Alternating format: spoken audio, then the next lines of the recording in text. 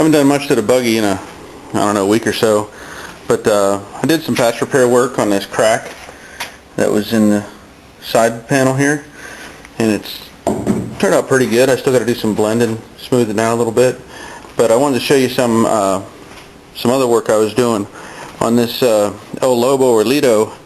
They had these side panels, and it's hard to see because I'm so close, but they had this little fender looking thing. Well, in an earlier video I showed where this side panel had been burnt or something.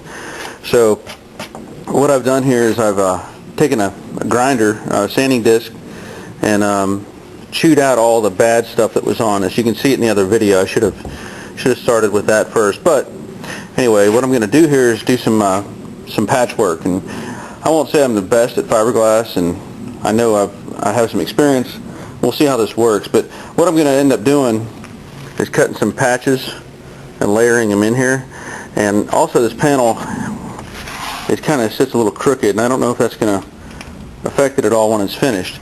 But what I'm going to do, I'll take a piece of simple wax paper, and I'm going to put it behind the patch area, and then I'm going to take and cut my patches out of the stranded fiberglass, and then I'll take a piece of aluminum foil, and I'll mix up my resin on top of that, and then I'll use a brush and brush it in, and layer that on top of the wax paper that'll be obviously underneath this. But let me get started on it, and we'll see what I can do. Okay, so what I've done here is I've cut multiple pieces of fiberglass, stranded, and what's going to happen is I'll take this first piece and kind of work it in, and then I'll inversely put all these other pieces on top, and they're all a little bit smaller, trying to fill in that center section. And once I get that all in place, I'm going to let it set up nice and cure, and then of course I'll have to blend down the edges to make it smooth, and then I'll flip it over and work the other side as well. Now of course this isn't a structural panel, so this just has to be relatively flat. So we'll see how it goes. Well, there it is. Now I wish I had somebody I could have hold the camera while I mix this stuff up, but the hardest part I think is figuring out how much resin to use. You got this quart container, basically Bondo product, and it comes with a little tube of hardener. I don't know where I put it, but you got to figure out, it says use 1/4 can and 1/4 tube of hardener, but you're not going to mix up that much. So then it tells you measure out tablespoons and teaspoons. I kind of end up just guessing, and so far I've been pretty good with the end results. But anyway, here's the here it is layered in there, and it is got a little bit of a depression to it, and I'll build that up later, but I think it'll be fine once it cures. And of course finish it out with some filler, Bondo, whatever you want to call it, and smooth it up and get some paint on it just like the rest of the thing.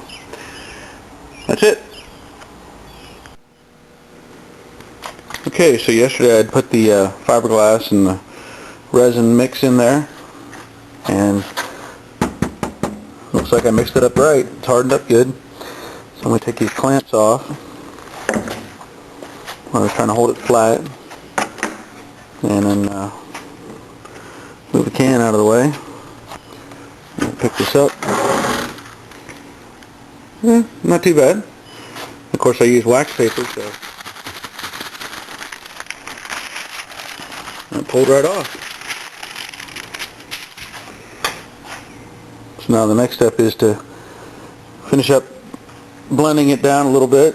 You can see it's kind of pushed out down here a little bit, but I'll blend that down some, and then work this area back in some more. I don't know if I'll just I may add some more fiberglass to it, but it looks pretty good.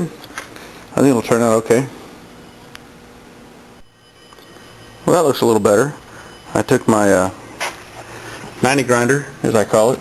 Some people might call it an angle grinder, but I call it a 90 grinder with a sanding disc. And I went over the whole thing where it was kind of chunky looking, and I still see there's a lot of, I don't know, dimples, whatever you want to call them, low spots in that area that I'd repaired. Still has a little bit of a low area right here. So what I'm going to do is mix up some more resin. I've got a few pieces that I'm going to piece in there and try to build that up a little bit. And then I'm going to take the rest of the resin and try to fill in these little low areas. Something I've not tried before, but a cheap way to do it maybe, just a piece of cardboard. I'm just going to spread it across and try to get it to fill in those areas. We'll see if it works. Try something new. Well, there's the hopefully the final coat. I didn't end up using the cardboard. I just brushed it all the way across. And I think that'll fill in most of it, and what I can't get with that I'll do with filler. I want to show you this too. On the bottom edge here, I took some metal tape and I created this wall, kind of a, you know, catch the residual so it didn't run off onto the floor or anything, and that'll help shape the bottom of it. You kind of see it there. But hopefully this cures up quick and I can start blending it back down. One thing about resin, it stinks when it's curing, that's for sure, but if you got the mix right, you'll know it pretty quick, because it'll start getting hot within like 10 or 15 minutes. You can actually feel the heat with your hand, but don't stick your hand in it. That would be kind of silly. But anyway, we'll keep working on it.